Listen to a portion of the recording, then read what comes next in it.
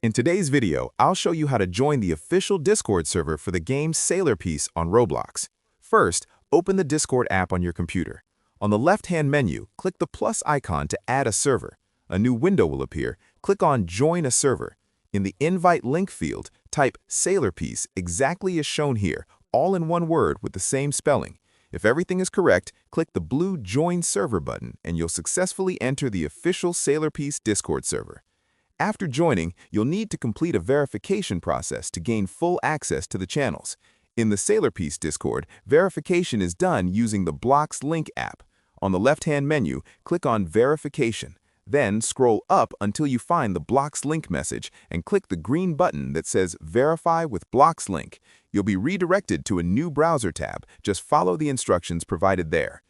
If you see an Interaction Failed message, it usually means the Blocks Link bot is temporarily offline. Once you complete the verification successfully, you'll have full access to the server, where you can play, chat, and meet new people in the Sailor Piece community. If this video helped you, consider subscribing to the channel and leaving a like.